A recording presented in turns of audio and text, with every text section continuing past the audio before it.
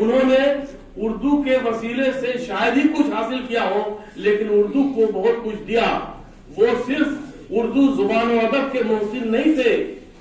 اردو زبان و ادب کے جو لوگ تھے، جو زبان و ادب کے جس کو کہیے کہ ادب نواز تھے، ان کے بھی محسن تھے۔ یہ ایک جملہ، اس کی وضاحت وہ لوگ کر سکتے ہیں جو گیا میں رہے ہیں یا جو کلام حیدری سے واقف رہے کہ صرف وہ اردو ادب کے محسن نہیں تھے، ادب نوازوں کے بھی محسن تھے۔ اور آنے والے زمانے میں بہت سارے ادیب جو پروان چڑھے اور جنہوں نے بہت نام اور مقام حاصل کیا، اگر کلام حیدری کی مالی معاونت یا کہیے کہ حوصلہ افزائی اس کو بہت عزت کے ساتھ وہ شامل نہ رہتی ان کے ساتھ، تو شاید وہ ادب میں یا سماج میں اس مقام تک نہیں پہنچتے جہاں تک وہ پہنچے۔ کسی کا نام لینا بالکل غلط ہوگا، اس لیے میں صرف اشارہ کروں۔ اب رہی بات یہ کہ جب ہم ان کی شخصیت کو دیکھتے ہیں تو 4-5 چیزیں نظر آتی ہیں۔ ایک تو افسانہ نگاری ہے ان کی، بعد میں اس پر کنکلوڈ کر دوں گا، لیکن جو سب سے اہم، سب باتیں آپ سنیں گے کہ ان کی افسانہ نگاری ہے، ان کی صحافت ہے، لیکن چند باتیں ایسی بھی کہنی چاہیے جو دوسرے لوگ نہ کہیں۔ تو ایک اطلاع آپ کو دے دوں کہ جن لوگوں کا میں نے نام لیا وہ بہت سے لوگ رہے ہوں گے، لیکن خود میری سب سے پہلی تخلیق جو چھپی وہ مورچہ میں چھپی جو کلام حیدری نکالا کرتے تھے، اور 1968 کے مورچہ میں، جبکہ ایک میں مبتدی تھا، بالکل ابتدا تھی میری مشق سخن کی، تو اس وقت انہوں نے مورچہ میں میرا کلام بار بار شائع کیا۔ اور مورچہ اور آہنگ یہ دو ایسے پرچے تھے کہ جنہوں نے تاریخ بنائی۔ پرچے بہت سے نکلتے ہیں، آئندہ بھی نکلتے رہے۔ اب مورچہ اور آہنگ کی جو ادبی خدمات ہیں ان پر الگ گفتگو ہو سکتی ہے، اس کو بھی چھوڑا۔ تو ایک صحافی تھے، ایک افسانہ نگار تھے، ایک ادیب تھے،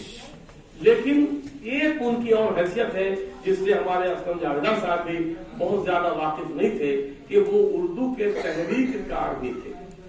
اردو تحریک کے بھی وہ آدمی تھے۔ ریاض عظیم وادی صاحب اتفاق سے بیٹھے ہوئے ہیں، تو اردو تحریک میں ہم 2 آدمیوں کو جانتے ہیں کہ ایک غلام سرور صاحب یا ایک عبدالمغنی صاحب اور دوسرے غلام سرور صاحب، یا ایک غلام سرور صاحب اور دوسرے عبدالمغنی صاحب، ترتیب اپنے طور پر کرنی ہے۔ ان دونوں کے علاوہ بھی بہت سے خاموش خدمت گار تھے اردو تحریک کے، اور میرے خیال سے اردو تحریک صرف اس کا نام نہیں ہے کہ ہم حکومت کے سامنے ایک میمورنڈم لے کے چلے جائیں اور لمبی چوڑی تقریر کر کے یا ایک تحریک کر کے کھڑے کر کے کچھ کام کروا۔ اب صرف ایک چھوٹی سی مثال دیتا ہوں، ایک آدھ آدمی یہاں واقف موجود ہیں کہ یہ جو انجمن ترقی اردو کی ہر یونیورسٹی کی سینٹ میں نامینیشن کا سلسلہ شروع ہوا، اس کی ابتدا کلام حیدری صاحب نے کی، یہ بات لوگوں کو معلوم ہے۔ اب اس سے فوائد کتنے ہوتے ہیں کہ اپنے سینٹ، خود سینٹ کے ممبر رہے، مگدھ یونیورسٹی کے سینٹ کے ممبر رہے براہ راست بھی، اور انجمن ترقی اردو بہار کے نمائندے کی حیثیت سے، اور دونوں حیثیتوں میں انہوں نے مختلف کالجوں میں اردو یونٹ قائم کرانے کا جو کام کیا وہ میرے خیال سے اردو کی ایک خاموش مگر اہم خدمت ہے۔ آج اس پوسٹ پر بحال ہونے والے لوگ کبھی نہیں غور کرتے ہوں گے کہ کس کی وجہ سے یہ پوسٹ قائم ہوا۔ تو ایک اردو تحریر کار کی حیثیت سے انہوں نے کام کیا۔ اس کے علاوہ جو اردو کے لوگ تھے جن کو مالی دشواریاں تھیں، پریشانیاں تھیں، سیٹلمنٹ نہیں تھا، ان کو ہر طرح سے مدد کی۔ بعض لوگ گمنام ہو گئے، جیسے تاج انور۔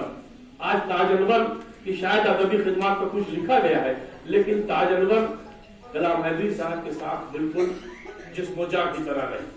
اور مورچہ اور آہنگ میں بس اور لوگ بھی، اور بھی نام ہم لے سکتے ہیں، جیسے شہزاد ارجن صاحب ہیں، یا اور کچھ نام نہیں، کچھ نام لینے سے پریشانی یہ ہوتی ہے کہ شکایت ہوتی ہے کہ فلاں کو چھوڑ دیا ہو گئی تھی، تو اس لیے زیادہ نام نہیں لینا چاہتے، اور بہت لوگ ان کے ساتھ وابستہ رہے، اور جیسا کہ میں نے کہا کہ ان کی وہ حوصلہ افزائی کرتے رہے ہر طرح سے، کام درم قدم سمجھ۔ ایک ہی بات تھی جو میرے خیال سے 4-4.5 منٹ ہو گیا ہے، اس لیے ایک ہی بات تھی جو کلام حیدری کو بہت بڑا افسانہ نگار نہیں بنا سکی، اور اس بات پر ممکن ہے کہ اعتراض ہو، میرے بعد آنے والے لوگ کچھ اس پر بولیں تو اسے ہم تو محروم رہ جائیں گے، لیکن بہرحال رپورٹنگ کچھ ہوگی۔ وہ یہ کہ کلام حیدری کسی خاص نظریے پر قائم نہیں رہ سکے ادب۔ یہ میرا اپنا خیال ہے کہ پہلے وہ ترقی پسند فکر کے آدمی تھے کچھ، لیکن پتہ نہیں کیوں اصل میں یہی انجام ہوتا ہے جب آپ کسی نظریے کو اپنے عقیدے کی بنیاد پر نہیں اختیار کیجیے بلکہ محض دوسروں کے وسیلے سے جانیے، تو دوسروں کے وسیلے سے جانیے گا تو یہی حشر ہوگا۔ اس لیے جب انہوں نے افسانے لکھے تو ان میں کچھ جدیدیت کی طرف بھی موجود، اور اس چیز نے میرے اپنے خیال سے ان کو نقصان پہنچایا۔ اگر آپ نظریے سے براہ راست وابستہ ہے اپنے مطالعے کی بنیاد پر تو ٹھیک ہے، آپ ترقی پسند رہیے یا جدید رہیے، لیکن اگر آپ صرف بعض ریفرنسز کی بنیاد پر اپنے کو کسی نظریے سے وابستہ کر رہے ہیں کبھی تو آپ کا نقصان ہوتا ہے۔ میرا خیال ہے کہ یہی نقصان کلام حیدری کو بھی افسانہ نگاری کے حوالے سے ہوا۔ باقی آج جو انہوں نے پرچے نکالے، جو انہوں نے ادبی کام کیے، جو انہوں نے تحریک میں کام کیا اور جو ادب نوازوں کی حوصلہ افزائی کی، اس کے لیے ہم ان کو برابر یاد رکھتے ہیں اور یاد رکھیں گے۔ آخر میں ہم امتیاز کریمی صاحب کو مبارکباد بھی دیتے ہیں، شکریہ بھی ادا کرتے ہیں کہ وہ مت آئے گمگشتہ کو ہماری ہوئی پونجی کو ہمارے سامنے لانے کی کوشش کرتے رہتے ہیں۔ بہت بہت شکریہ۔ شکریہ پروفیسر اجازت ڈائریکٹر صاحب، مصروفیت کی وجہ سے آپ نے اپنا خطبہ پہلے سے